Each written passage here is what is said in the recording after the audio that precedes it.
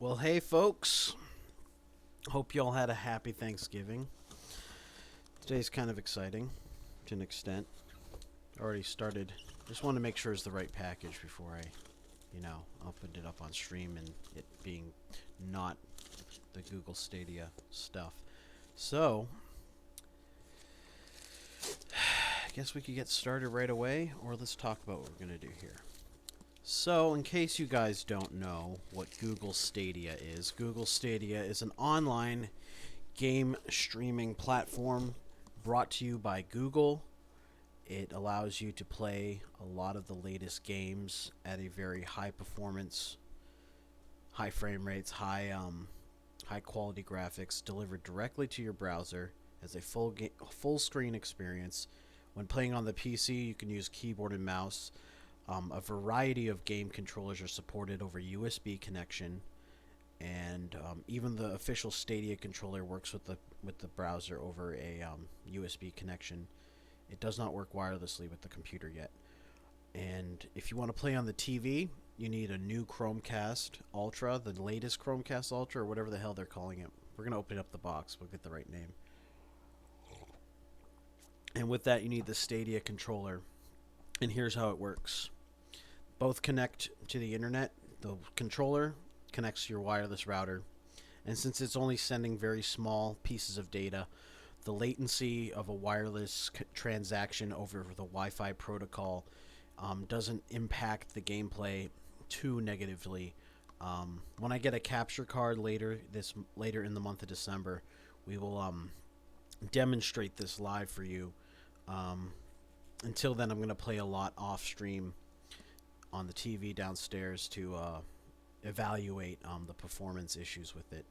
Also, when my brother comes up to visit, we're going to play all the way through Doom, the one from 2016, as another shakedown of the technology and just like a test drive of it. Anyways, this is a really interesting product and service for folks that do not wish to invest in a game console, do not wish to invest in a gaming PC, and are just not satisfied with mobile games and whatnot. There are some issues with it that I have. First of all, you have to buy all the games that you're going to play on Stadia from the Stadia store. The prices are rather high, though they are having a holiday sale right now, and I'm assuming they're going to do a Christmas sale and probably a New Year's sale, just like Steam does, because Steam's kind of the gold standard for a gaming software store. So if you're going to be doing anything like that, whether it's streaming or running the games on the person's hardware, you have to have sales like that and whatnot. But for the most part, the game prices are kind of expensive. And so if you're coming to Stadia as someone who already owns a game system, already owns a gaming PC, already owns an extensive library of games, that doesn't matter. Whatever you play on Stadia, you have to buy again, which is rather unfortunate. I understand that they're trying to make money. I understand that they're trying to attract new customers, but the thing is, a lot of the people that will be potentially interested in this are going to be people that are already on established platforms looking for something that's like easier to set up and use. And I'll give that to Stadia. It is definitely easy to get going. Like once you pay for your Premier account, you are brought to a game store. They give you some free games to start out with. I got quite a few games for free. But that's mostly because I signed up as a YouTube Music Premium customer, and I was offered this 3 months of Stadia Premier Edition with free hardware to try it out. So I'm just like, I'll give it a shot. You're giving me about $130 worth of stuff for free, plus probably like $400 worth of games for free to just fuck around. I figured, why the hell not? I have nothing to lose here. Only things I can gain. So, anyways, I think we should get started with the unboxing. I think that's the most exciting part of it. And here I got like a more fuller screen. You can see all the junk in my room, but that's not that important. I just want you guys to be able to see everything I'm unboxing. So this comes like this from FedEx. I imagine if you buy it from like another place or you order it, directly, it's gonna be like much nicer looking packaging and stuff.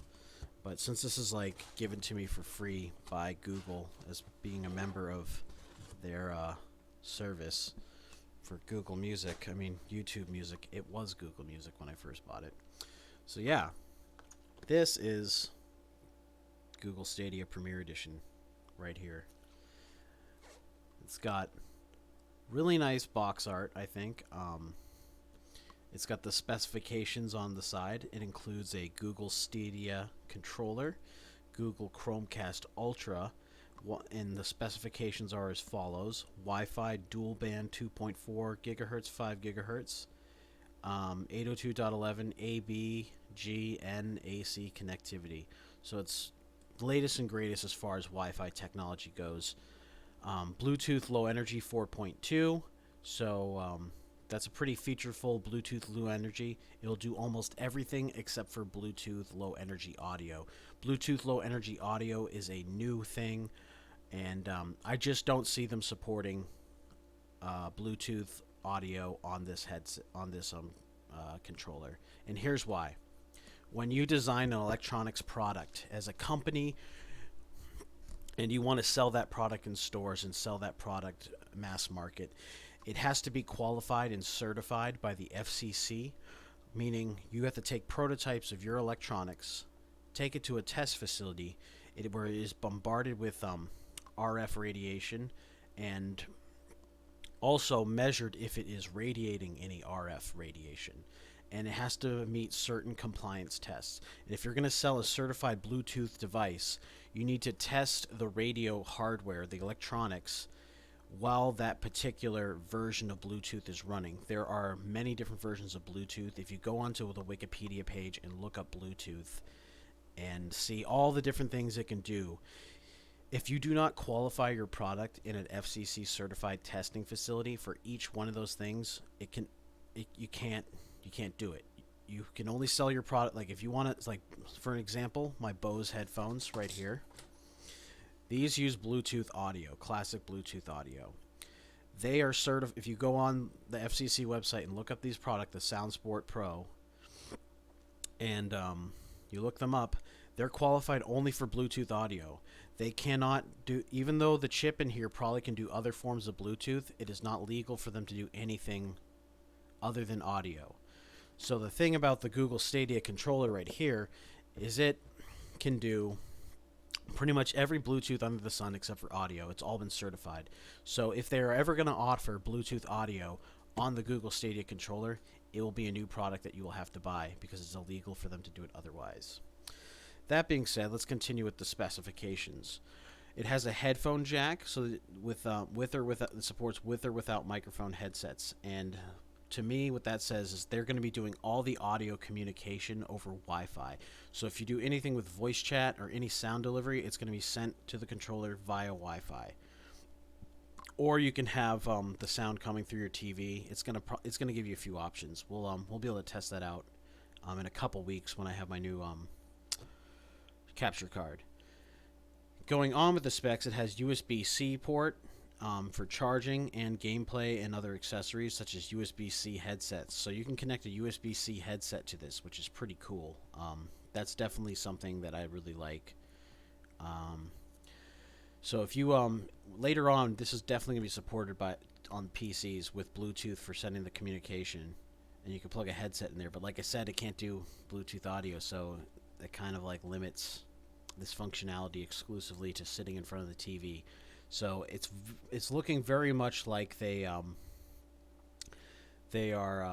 definitely targeting the home console market, people that have consoles or people that have last generation consoles looking to buy PlayStation 5, Xbox Series X, and they're saying, hey, maybe instead of Series X, you want this.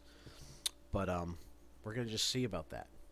So we're going to open this box up. Luckily, my thumb fingernail is a little bit long, and I can rip through this cellophane, hopefully. I don't want to have to get up and grab my knife. I also don't want to damage the box. I'm really big onto preserving boxes and stuff and saving them. Like, oh yeah, I have a knife right here. So, like, I have my Steam Link box. We all know what happened to Steam Link. But someday, that's going to be a collectible, and I'm going to have the original box, and it's practically mint condition because I barely used it. So, yeah. Same deal goes with this. So we're pulling the cellophane off the Google Stadia box. It's a very nice box. This is definitely like an Apple level consumer box. It also looks very, it's like this nice matte finish once you take the cellophane off. Take a look at it. Everything comes out this side. So we're going to take the box, separate it like so, and whoa, look at what we have here. The top of the box contains the plastic packaging, so as soon as you remove it, there's your Google Stadia controller. I can't wait to hold this. I've been looking at this online for like weeks, like waiting for this to come in so I can take a look at it and hold it. So here comes the moment of truth. We're going to see how this feels in our hands for the first time. It's got a nice weight to it. It actually feels pretty nice. It feels really good. Okay, the D-pad, I'm not sure if I like the feeling of that. The face buttons are soft, just like how I want them to be. The triggers, they remind me of PlayStation 4 DualShock 4.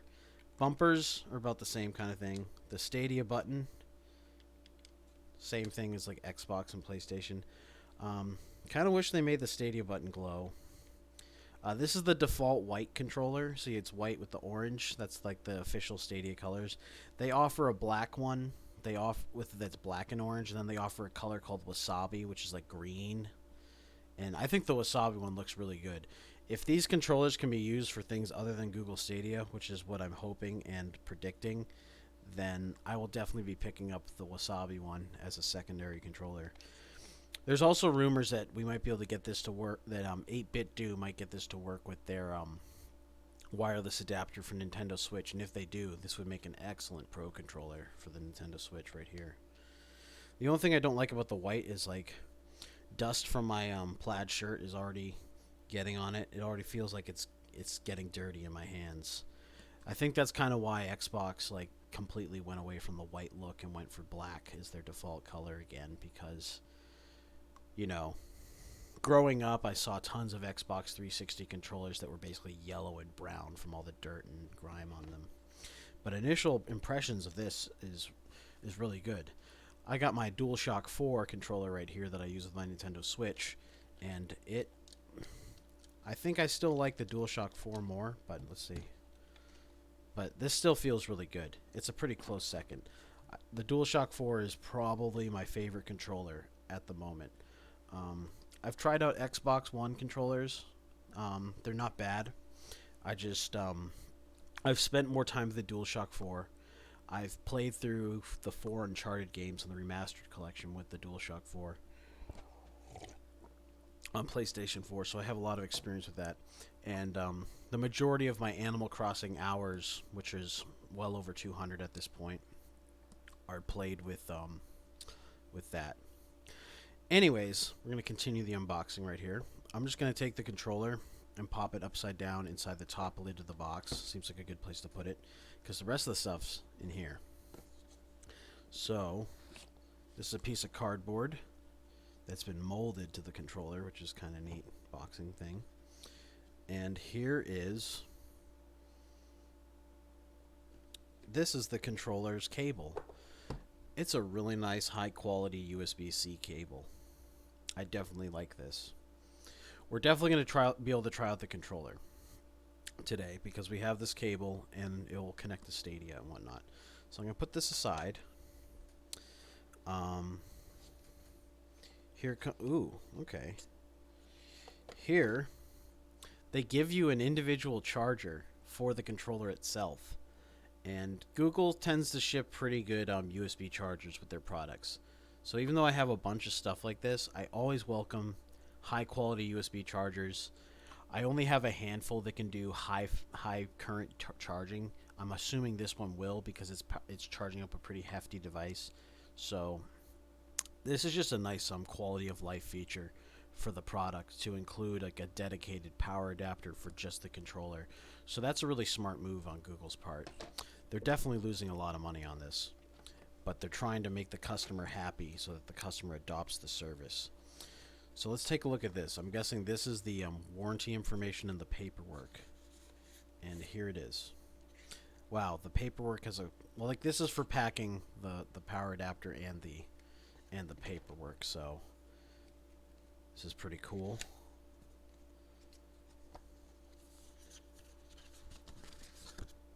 Yep, I like the color on the inside, white on the outside, color on the inside. It's a getting started guide with the controller, and this is you know, all the warnings, safety, all the regulatory stuff is on a piece of paper. You can look at that if you're really interested in that sort of thing. We're not going to look at that here, despite the fact that I am a professional electronics designer and I deal with that all the time. It's not something I really want to go over here. Really simple pictorial instructions. Covers all the bases. Pretty cool. It's got a breakdown on the back that tells you what's included, which they're giving you an Ethernet power adapter for the Chromecast Ultra. So they're giving a power adapter and charging cable directly for just the controller, separate from everything else, and the Chromecast and everything. So they're giving, it's like getting two products in one. Like, you're getting a lot of stuff in here. Though this isn't cheap. This is about $130 right here from Google Store. I'm just going to put the paperwork back in here. I'm probably going to use online instructions. I'm just going to preserve this paperwork for historical purposes if this product is ever discontinued. And I do like a retro recap video. I'll have all the original materials for it, nice and safe and sound. So I'm just putting the packaging back together. I like to preserve packaging. What can I say? Next off is this guy right here, which they sell this separately now. This is a very special product. This is something that I wish they made years ago for the Chromecast and other devices like the Google Nexus player made by Asus for Google. And what this is, it's a USB adapter that is got an Ethernet port on it. So they combined the USB adapter and Ethernet together into one. They give you a little thing right here, a nice long cable. I hate how, like, whenever I undo these, it gets tangled immediately. Like, look at that. I'm guessing they wanted me to hold on to the other end instead of the Ethernet adapter end, but honestly, it's just an orange micro USB B right here. Nothing special, nothing crazy. I'm surprised they didn't go USB-C with this. Like, everything's going USB-C. Why did this not get USB-C? To me, it's rather strange. Anyways, they got some, like, plastic on here. They made it shiny for some reason. It's a weird industrial design solution. I mean, decision for some, like, matte here. Matte textured and shiny here. You're probably never going to see this. This is probably going to be behind your TV, underneath your desk. It's a weird design decision. That being said, I can't complain because it was free. So I just tossed that plastic over there. I'm gonna wrap up this cable right now because here's the thing. I don't have a capture card, so I can't show you the performance of the Chromecast today. We'll be doing that later on with a capture card. I don't know if we'll be doing it downstairs or upstairs in my house. We'll see. We'll see how we do that. So I'm just going to wrap this cable up. Then we're going to look at the new Chromecast Ultra, which has like a piece of plastic and tape on it as well. Kind of interested to find out what that exactly is. But this is a handy thing. Even if the Google Chromecast is discontinued or whatever, or like, well, even if Stadia is discontinued, this is still going to make the performance of your Chromecast way better with this nice low latency, high powered Ethernet connection. It's also like a really good accessory for, if this works with phones and the Linux the Linux kernel supports USB over Ethernet since version 3, so that's like a long ass time ago because the Linux kernel is on like version 5 now. And Linux kernel versions go through like 3.1, 3.2, all the way till 4, then 4 and all the way till 5. And each release is kind of a big deal. So that will definitely work with an Android phone unless they took measures to make it not work. So if you're like downloading a ton of apps to your Android phone or tablet, that might be useful, or any other device that you own that supports USB over Ethernet that can be charged, this is just a handy piece of equipment to have. And they are selling it separately on the Google's Play Store. Moving on, we're going to look at our Chromecast Ultra. And it is super shiny. It's got this nice little protective plastic. This is also going to be sticking out of the side of your TV, or what's it called, behind your TV. So weird design choice to make it partially matte here and shiny up top. It still has the magnetic HDMI cable right here, so that you can I don't know. There's no TV that I know of that will like plug in like and let you hook it up like that. It's usually like this. I guess this is just like to make packing it easier. It's an interesting design choice. But yeah, this is the newest Chromecast Ultra. I'm assuming there's some sort of like low clocked ARM chip in there, like all the Chromecasts and whatnot. But yeah, this is pretty cool. So I got a new Chromecast for my TV, and my old Chromecast is going to be stuck at the work TV so we can use it for music at work. But yeah, this is it's pretty neat stuff. So there's not much to talk about as far as the Chromecast stuff goes until I get a capture card. Though I will be enjoying this, well, trying to enjoy it and playing around with it while we wait for that sort of tech to come in. Anyways, we're going to put this aside, and then I'm going to use this this cardboard packaging to like stand the controller up. So here's our Stadia controller, and I'm going to put the power adapter over there because I'm going to be running it off the computer real quick. It comes with these really nice like cable clamps right here that are plastic and reusable. So that's a neat little thing. Well, they even lock. Those are pretty cool. And this is a nice heavy-duty USB-C cable. USB-C cables are still kind of pricey, so the fact that they include one is very nice for the consumer. This is my first USB-C device other than the Switch, but we all know with the Nintendo Switch that you do not want to use what's the word for it? You don't want to use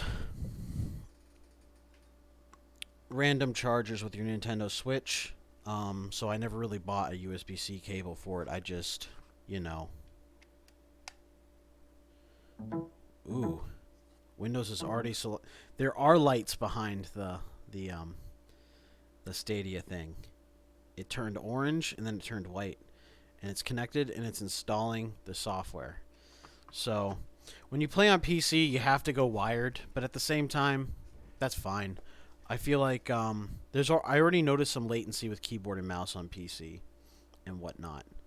So yeah, we're going to demo this up.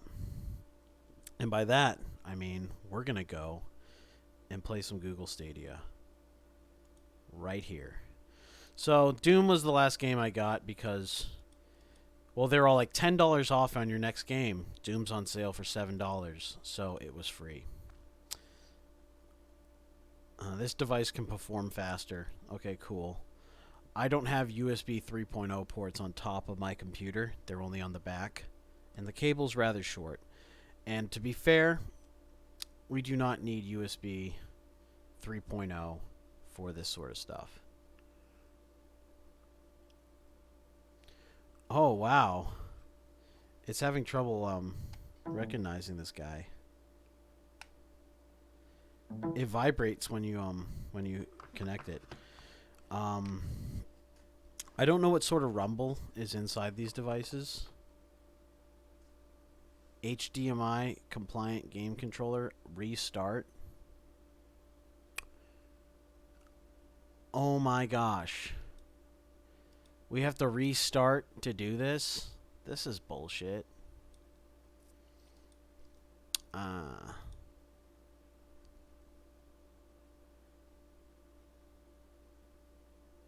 Maybe I can do it over Wi-Fi.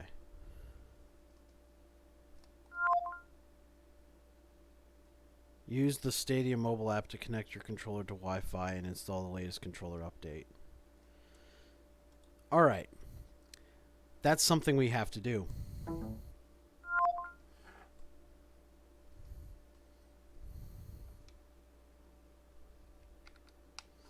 Okay, I'm going to plug that in, and I'm going to take out my Google Home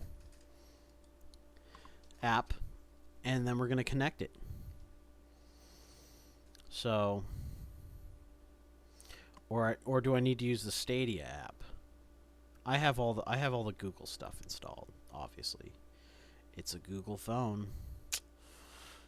Though lately I've been thinking about getting an iPhone for a number of reasons, but that's a whole other discussion right there. So let's turn on location. Stadia app needs to find nearby controllers. So you go into the Stadia app, you click the controller button. Let me go back. Let me just cancel setup. Okay. So this is the Stadia app. It looks exactly like the screen on your TV. Let's go back to the IRL live because we're not doing anything with the computer. So this is it looks a lot like the Stadia app on the browser, but you can't play on the phone unless you have a controller plugged in via USB, and that's kind of lame. But whatever. This is a new service, new technology. So see the controller icon on the top, right there. That's what you click to get things going. It turns on this screen right here, which says turn on location access. The Stadia app needs the location access to find nearby controllers. So you hit next. We hit allow. Reconnect my controller. Stadia controller. So we got to hold down the Stadia button.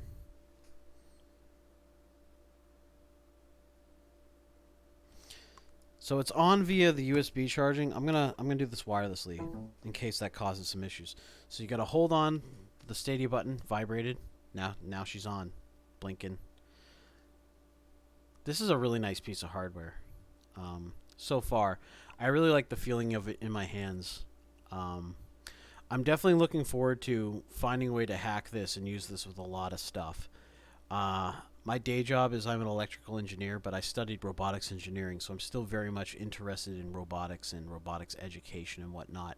So, to me, the fact that this thing has both Wi-Fi and Bluetooth, if we can figure out ways to understand the commands coming out of it via Wi-Fi and Bluetooth and pair it with other third-party devices, this would just be an excellent, low-cost, high-quality controller for building your own robots and driving them around your house. So there's a lot of potential for hacking the shit out of this if it's possible. Anyways, let's get back to setting this thing up with the app. And I like to keep my stuff really nice condition, so I'm going to be using the packaging to keep the thing clean and whatnot. I'm definitely going to be 3D printing a stand for this. I have a 3D printed stand for my DualShock 4. Okay, it asks you if it's blinking orange. Right here. I know it's kind of out of focus and whatnot. Doing this sort of shit is really hard. I'll read it to you. A blinking orange status light means that your controller is ready to connect to Wi-Fi. It may take a few seconds for the status light to change after turning on the controller. Yes, it's blinking. So we hit connect controller, Stadia controller. It's on. Next.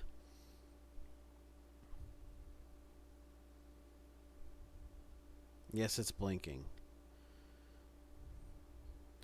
So it says it may take a few seconds to connect to Wi-Fi.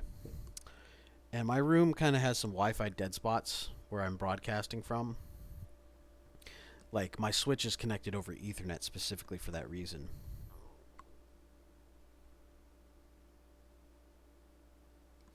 Holding it down and turning it off, holding down the button turns it off, which is pretty swell. So now it's blinking orange. I'm going to walk downstairs real quick and see if I can get it to pair faster that way. I'll be right back.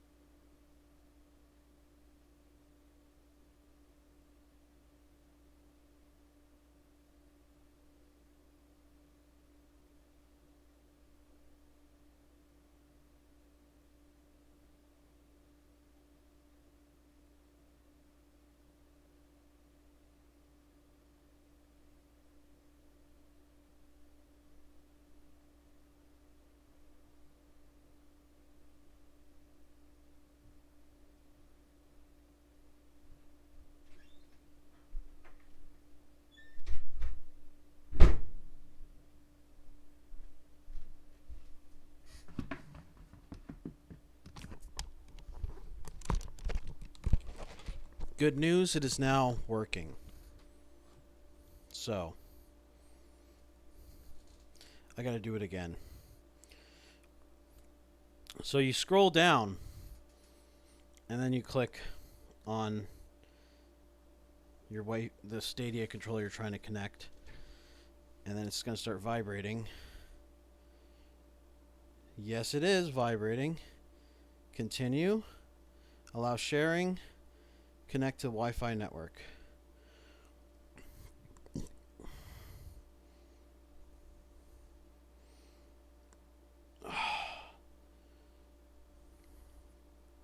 It's not pulling the Wi-Fi password from my phone, which kind of pisses me off.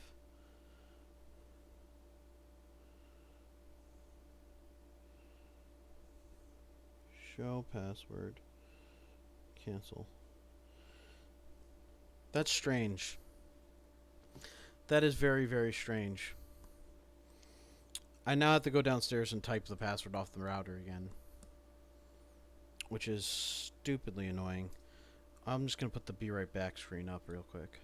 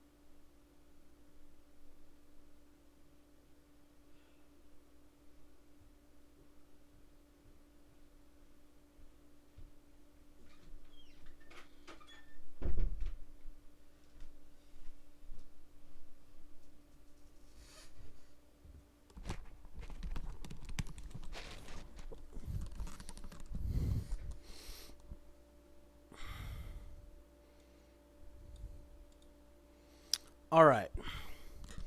We are back. Password is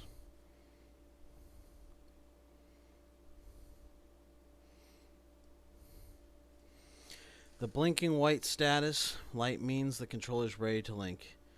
Using the linking code on your Chromecast Ultra screen to wirelessly link controller and start playing on your TV. Okay, done. Anyways, the whole reason why I wanted to do that process was to update the controller's drivers, or update the controller's software that's running inside the controller.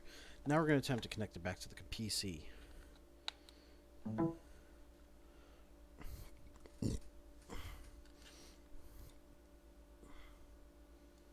Alright, now let's take a look at this. Google Stadia controller is connected.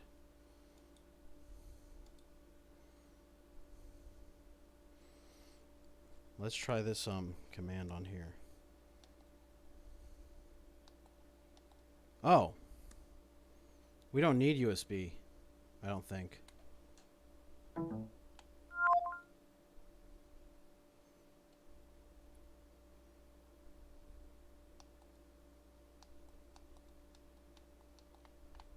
Oh, wait. It's thinking.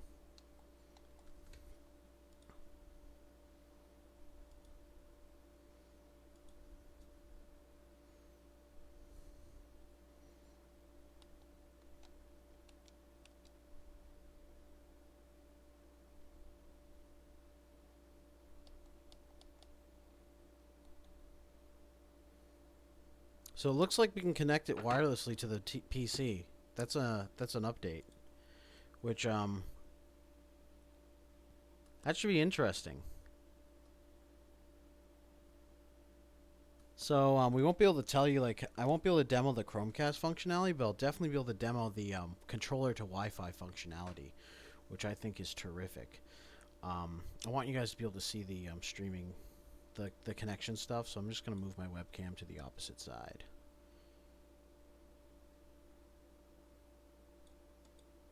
So, press this button, and now it's blinking white, which is what it's supposed to do, and click Connect Stadia Controller. And we go up, X, Y, Y.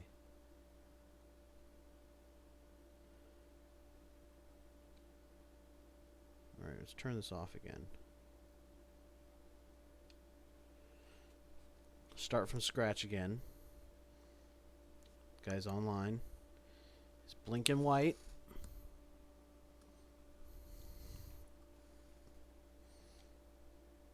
Okay, it's done vibing. So let's go up, X, Y, Y. Controller linked. It just put that in the thing. Okay. So now you see what I'm doing? Everything I'm doing on the screen is via the controller. See? No scrolling. So these are the games that they gave me. I bought the Doom one because I had a coupon, so I bought it for free. And Doom is just a really great game. I'm gonna move the box off my mouse pad just to clear things up a little bit. So, yeah. They also gave me Destiny, Steam World 2, Dig, all these games. A lot of these games are like indie games that like are incredibly cheap on Steam. You do not want to know the prices of these things like on the Google store. Oh, they give you Bomberman Online, which is kind of cool. Dead by Daylight. I didn't know I had Dead by Daylight. I guess I can play Dead by Daylight with my friends. PlayerUnknown's Battleground. This one I'm iffy about just because online competitive games with all this extra latency, it's just going to suck because online competitive games already have their own latency issues with the existing hardware, and the existing hardware is better than the Google Stadia solution, in my opinion as an engineer. I also got Sniper 4 Elite. all this fun stuff. Anyways. Oh, look, they have a screenshot button. Let's go back to the bottom of that. They had some really interesting. Press that button on the Stadia controller or the F12 keyboard while playing to save a screenshot. Hold the button to save 30 seconds. Okay, so the screenshotting system works exactly like the Nintendo Switches, which I'm all for that. I really like the built-in capture features of the Nintendo Switch. Okay, joysticks and D-pad both navigate the store. Let's click on the store just so you guys can see like how much this shit actually costs. So Jedi Fallen Order is on sale for $23. I'm planning on buying that on Steam and playing it on my computer. That's something I really want to have like physically downloaded to my computer.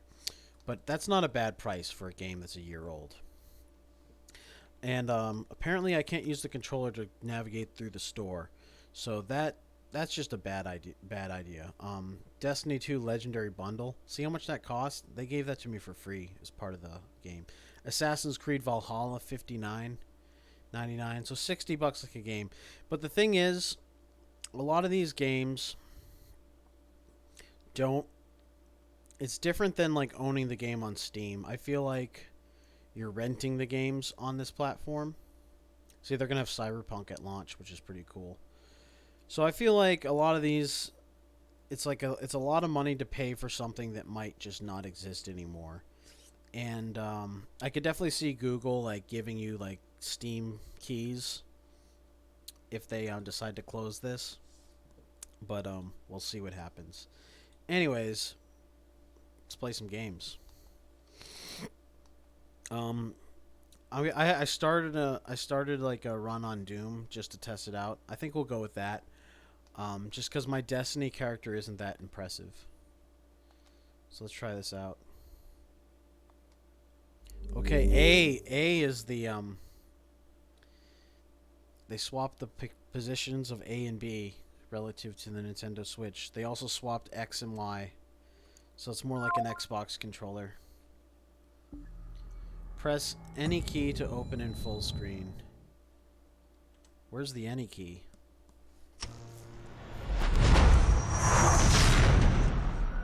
Let's move this mouse cursor out of the way, shall we?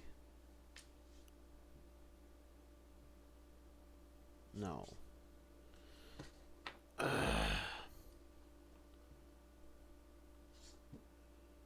There we go. So here we go, playing some Google Stadia. Doom. Look at how fast the load times are, though. The load times are screaming fast. But notice how the image is kind of pixelated.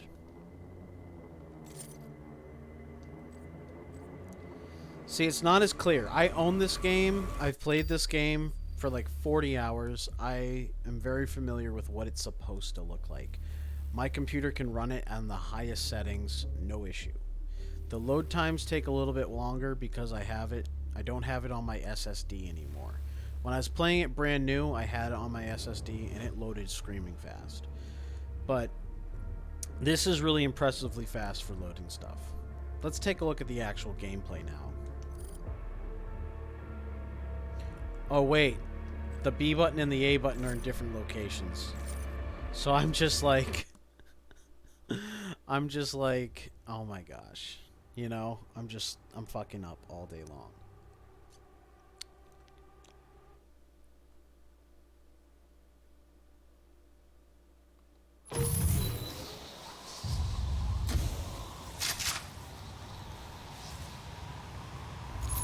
So I'm moving around with the left stick. It definitely feels like nice control. I'm gonna dismiss the dossier because I already know what's going on in this game. A is jump.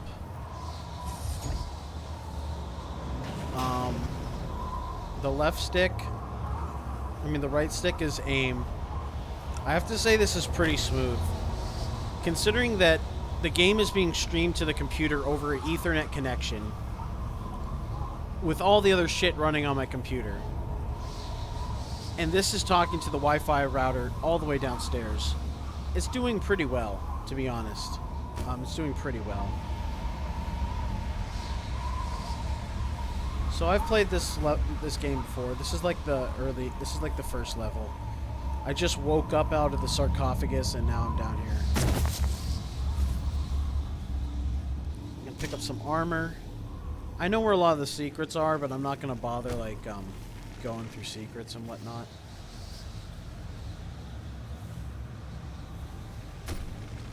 I'm just here to play the game. So I have to say even though I don't like playing first-person shooters with a controller, this is really smooth and responsive. Also, like, it doesn't feel like the joysticks don't feel like they're doing too much. That's an issue I've had with controllers all my life, is that I feel like so R3 is the E button.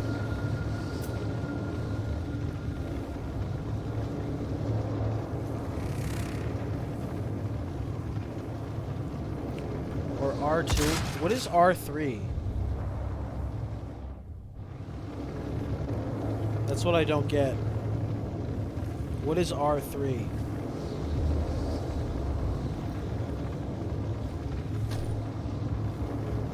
Oh, R3 is the stick button. I'm dumb. I don't play with controllers often, or consoles. I mean, I play on Nintendo Switch, but Nintendo Switch like has much better on-screen instructions. So look at that. Like, the textures aren't loading through with the full quality. That's an issue I have. The rest of it around here looks much nicer. Though I have to say the overall look of the game is kind of blurry compared to what it actually looks like running on a system.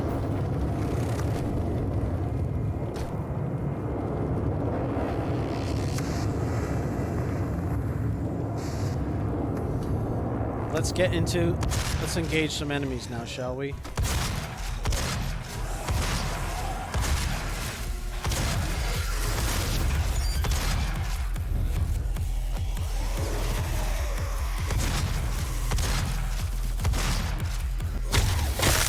R3 is the glory kill button, which I think is a pretty good design decision. My aim is shit with this controller, but that's okay. I've never played this game with a controller before.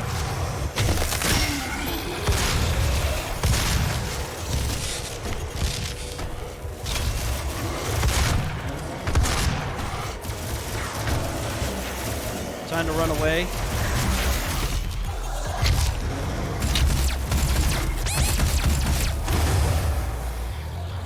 This is the first time I've died on the first level of this game. Mostly because I can't play with the controller. But it's interesting. It's definitely interesting. We're playing with the Stadia controller.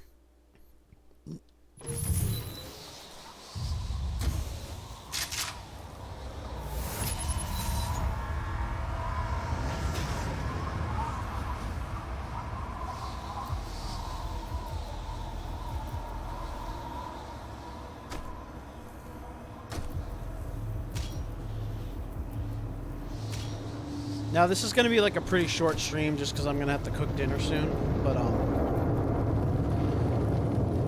but the whole point of this stream is just to do the unboxing and like a quick demo. I didn't think I would be able to demo the controller with the PC. That's a recent update for sure.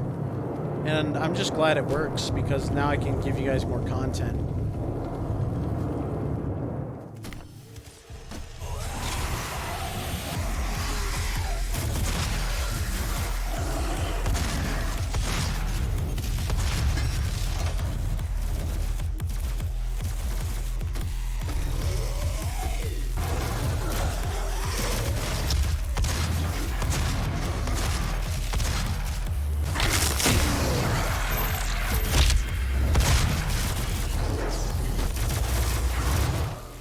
This is just a comment about the game, but the fact that the way glory kills work, the whole concept of glory kills is really great for a console, I think.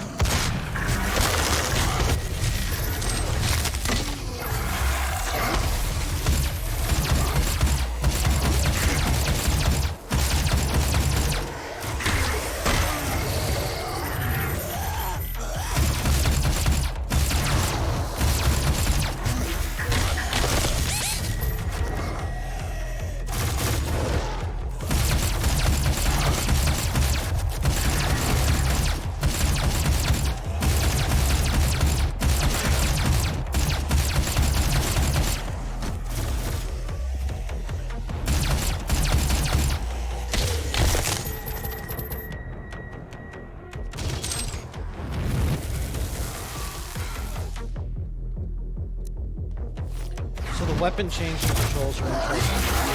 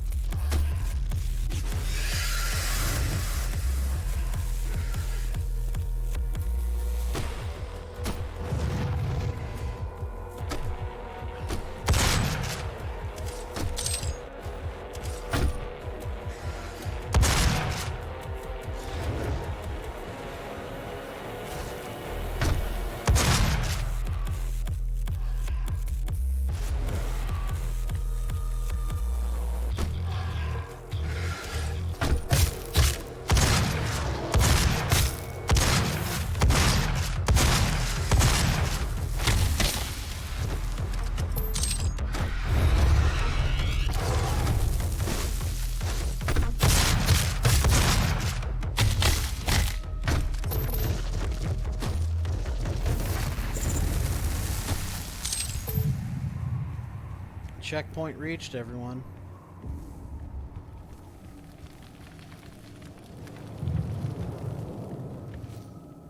Instagram notifications popping up even though I'm locked out of my Instagram account from a technical mistake, which I think is funny as hell. That I still get the notifications even though I can't log into my account. See, I love how all this ammo and armor appears after you have all the engagement with the enemies. Now, like, the completionist nerd in me is like, oh man, what if I'm missing, like, secrets and collectibles? But honestly, I'm not going to care about that until, like, I play this game with my brother in a couple weeks. We're going to go through it, and we're going to do every single secret and collectible, because, to me, a big thing about the Doom games is the collectibles. Yeah, there's a collectible right there. See? See that collectible right there? Though you need a blue card to get that collectible. You can't get that collectible right now.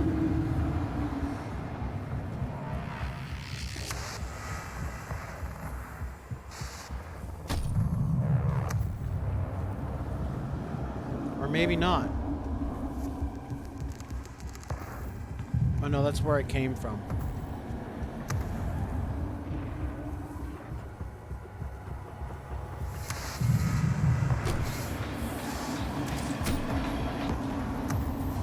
I don't know if I can go over there from here. Yeah, I can. Secret found, collectible. I can't help myself. One of the most unique aspects of the Doom series is the collectibles. Here's the blue card.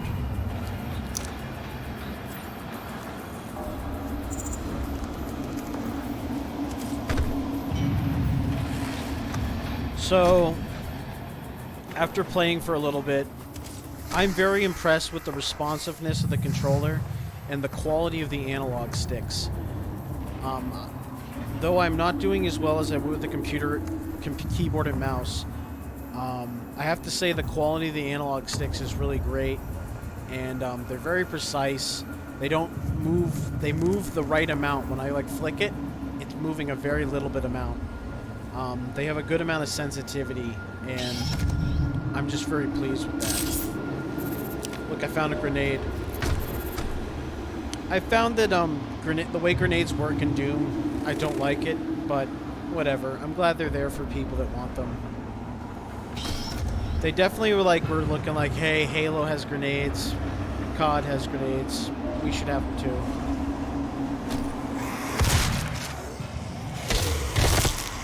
In Doom 3, the grenades were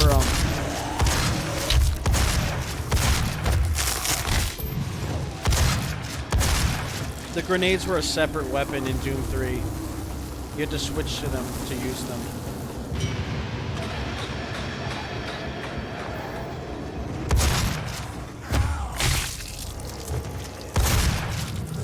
Now the graphics has been like going up and down in terms of blurriness and quality, so it's It hasn't been too bad.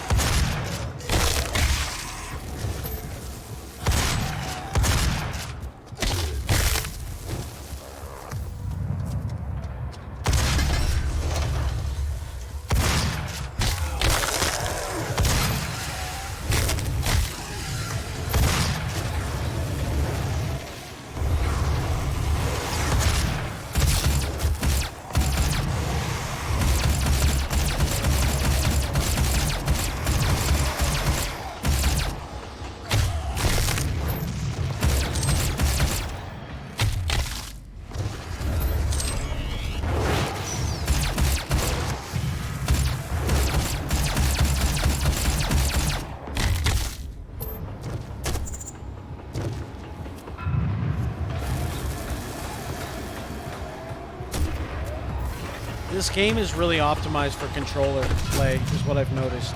Like, this game's a dream to play with keyboard and mouse on a high-quality PC, but the controller experience has not been sacrificed. It has outdone themselves on this game. And I know this game's like 4 years old, but like I've been saying it for years, it has outdone themselves on Doom 2016. It is such a high-quality experience across the board. And now that I'm experiencing with a controller, I'm just like, wow. Because there's tons of fans on PlayStation and Xbox that play this game, and there's been a lot of love. I just never understood it because I've always played on PC. But controller input is very optimized on this game.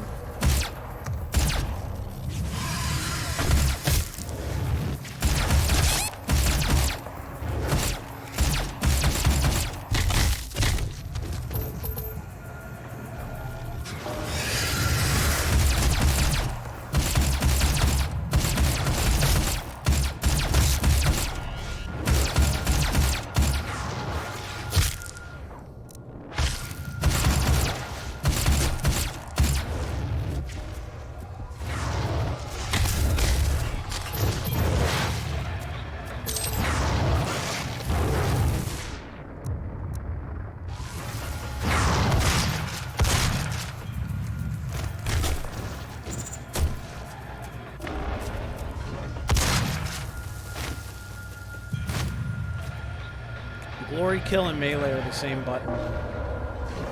That being said, interesting. Now, what is the pause button? This is the pause button.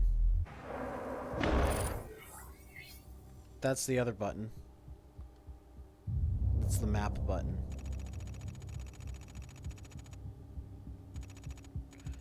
Oh, they show you the upgrade drone and the honor guard. That's impressive. We can go back and search for secrets too. We're not past the point in the checkpoint. Assistant isn't supported yet. Google Assistant is coming apparently. This is how you get out of the game. Okay, cool. So I'm gonna exit to menu and we're gonna try something else. So far Doom with the controller has been pretty cool. Let's just see. Oh, you can live stream too through Google? That's interesting. Friends, messages. Interesting.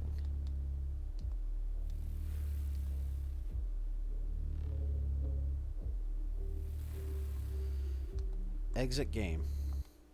So it gives you an option to exit game.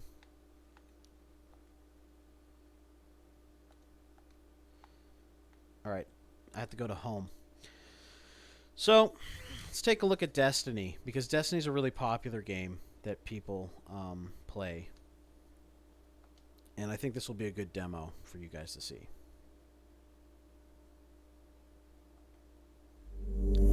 Based on how seamless, if the games were cheaper, or if there's a way to use games that I own on other platforms on this, I'd be like all for this for a TV experience. Also, just goes to show Bungie is probably my favorite game company ever. I played Marathon as a kid, then I played Halo in high school, and I missed the first Destiny, but when I played Destiny 2 for a little bit last year, like, I was like, this is all of Bungie's games. This is all the best aspects of every Bungie game rolled into one. The art style of Destiny looks like it's straight out of Marathon. The story, the quote, the speech that they give you when you launch the game for the first time is basically the same as the epilogue speech in the end of Marathon Infinity. So maybe I might do some Destiny streaming, because I can play it with Google Stadia now. Well, like, it runs on my computer, but it doesn't run too hot, and I was having some issues, and I've since fixed those issues with my video card. It just wasn't running at full speed. Now it is, but yeah. So let's take a look at Destiny, and then we're gonna end this stream because it's mostly just supposed to be unboxing, whatever. And what's really cool about Destiny, and what Bungie did, which I think is genius, is if I'm playing on PC, PlayStation, Xbox, Stadia, I can use my Hunter on all of them.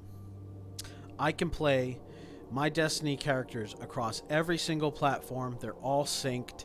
It doesn't cost me any extra money. It would cost me extra money to buy copies of the games on other platforms, and that's a given. But the fact that I can use my save data across platforms seamlessly is a game changer, and every game company needs to take note and do that. Overwatch needs to freaking do that. I would be playing Overwatch on every platform, even though I prefer it on PC, if I could take my account everywhere. It's a good example. Bungie's doing good stuff with that. So let's take a look at how good or bad Destiny 2 looks on Google Stadia. I don't care about the headset because I know I'm wearing it. Darkness, our ancient enemy. Foretold by many they came. See, that helmet looks like a Marathon helmet. They would. They were confronted with fire. And when that failed, met with intrigue among the bones of Io's last monument to the light. It promised us power. And for it, honestly, I could see myself playing with Stadia, laying in my bed, not giving a fuck. So this thing, this is not going to be my only place to play games, but I could see myself continuing the service past the trial. Just because it's a lazy way to play games. And I like the idea of lazy gaming. But that being said, I'm probably going to buy an Xbox Series X after I get a 4K television, obviously. But I'm probably going to get an Xbox Series X when they're going to release a new version of it in like a year or two. I'm going to get that one. But yeah. All right, this is a bunch of just like stuff about Destiny that I don't really care that much about. So let's see. Open Director.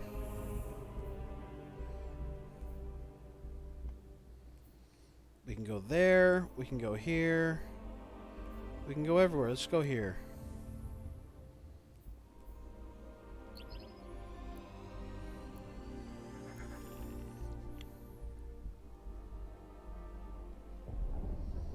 People of the last city, humanity has endured a devastating blow.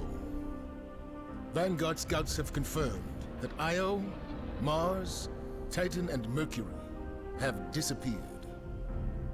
We don't know why.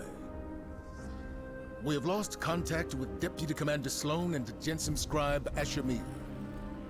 We are deploying Guardians to all corners of the system to find answers. And with those answers, we will form a plan.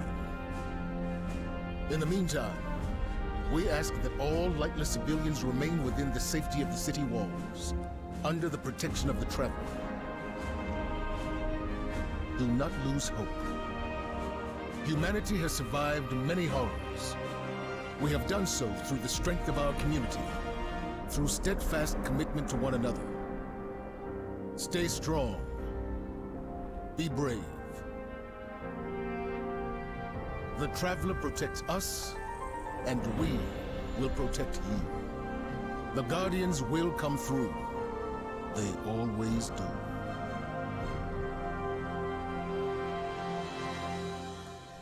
Yeah, buddy. Yeah.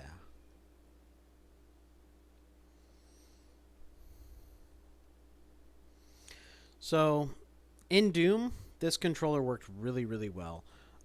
So far, after playing with it for like about 25 minutes or so, it definitely feels nice in my hands. The DualShock 4 feels nicer in my hands, I'll say, but the analog stick response of this is perfection. I've seen terrible things born out in the darkness. Every moment brings them closer. My future does not begin here, but yours does. It's time to step beyond the light. Step beyond the light.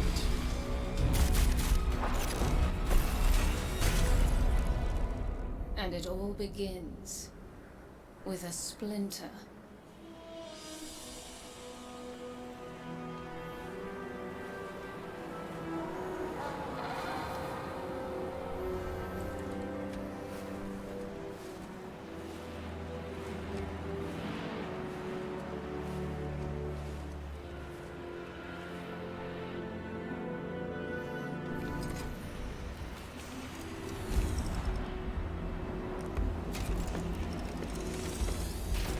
The cinematics are being streamed pretty good quality. There's no blurriness or pixelation. But I can't help but feel the overall experience of Stadia is still a bit blurry. That's just something they're going to have to work out. My friends, we are all in great danger. Earth, that great machine, Elixir, and human. Darkness walks among us. We are all in great danger. My kind must survive. Please, send help. There is not much time. What? Where?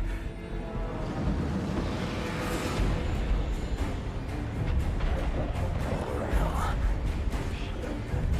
She's already here. Please, anyone.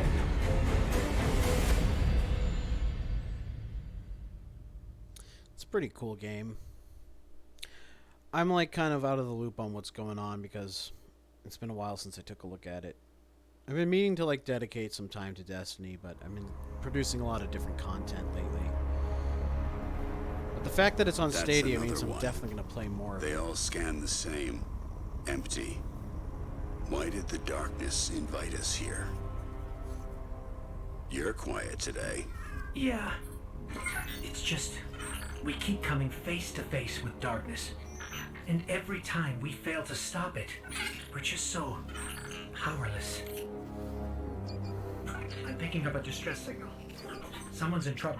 My friends, we are all in great danger. It's Varix. He has a lot to answer for. Darkness walks among us. I'll send a message to let Zabalu know. No, wait. Where is the signal coming from? Here, Europa. Oof.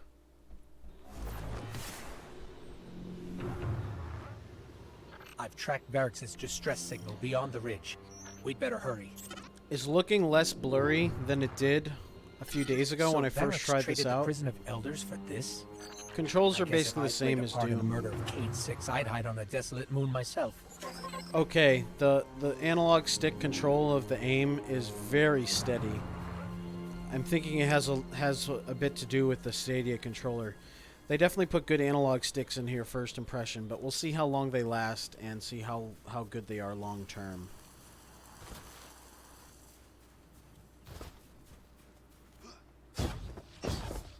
Yeah, I got that triple jump, y'all.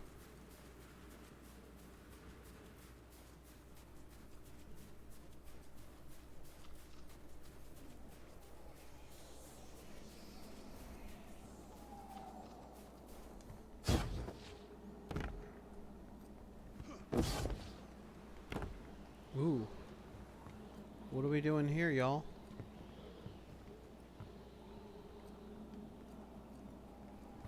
I wonder if there's a run button.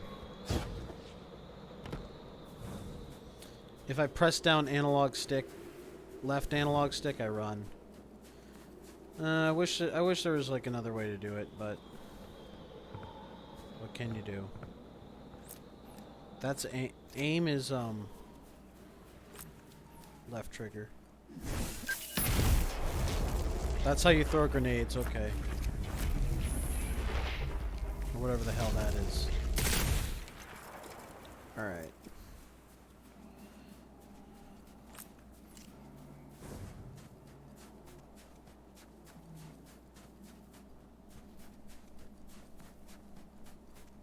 We're close to the origin point of Varrex's distress signal.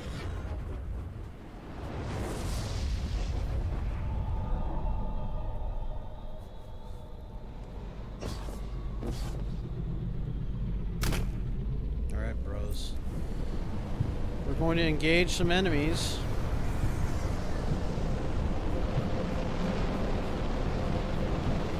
The Rumble's pretty cool, but it's not anything like Nintendo HD Rumble. And the PS5 is gonna have stuff like HD Rumble called Haptic Rumble or whatever, developed by the same third-party laboratory that did it for Nintendo. It's kind of a shame that Google didn't do that. Those fallen patrols are right Because like where we're after going. experiencing The campsite. They must Nintendo be after HD Varrex Rumble, too. Let's hurry.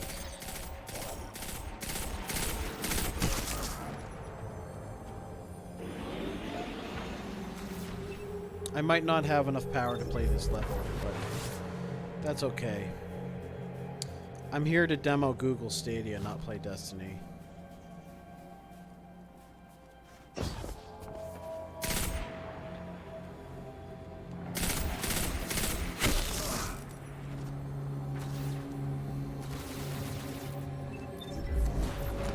I'm definitely like I'm not high enough level enough for this part of this content on Destiny. It's looking like, because I don't know what I'm doing. Like, I don't play Destiny up much. I haven't really got into it yet. I really want to, but I'm just demoing Destiny on this platform because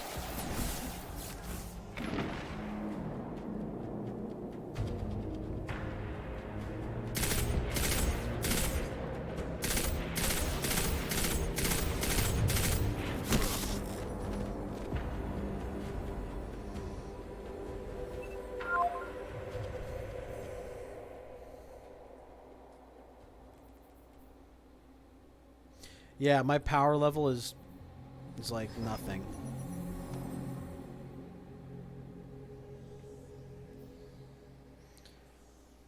So I'm just playing around here. I think we're gonna exit the game. I don't know why it's bringing me back to the store every time. That's lame. Because you can't use the joystick in the store, which I think is stupid. Anyways, folks, this was meant to be a short stream, and I think we accomplished everything that we wanted to here. So again, this is the Google Stadia controller. We were playing on the PC with the Google Stadia controller connected over Wi-Fi, sending all my control commands directly to the internet, with my computer just receiving the video feed and sound, and it was working pretty good. The latency wasn't too bad. I'd have to say the responsiveness of the analog sticks on the Google Stadia controller are very impressive. They're very steady. I really like it. I'll be playing more of this on the TV downstairs and evaluating it. Then we'll be getting a capture card and showing you what the Chromecast can do and all that. So thanks for watching. Thanks for hanging out. I might be back later tonight with Fallout New Vegas, but we'll see. And yeah, you know, this was a pretty cool thing to do. I'm going to be uploading this to YouTube 24 hours from now, so if you want to watch this stream again, watch the original unboxing, it's going to be on YouTube. The VOD will be on Twitch for 2 weeks until it gets deleted. You know how it works for affiliates and whatnot. So yeah, thanks for watching. This has been Google Stadia Unboxing, Premier Edition, and I can't wait to play along with it some more.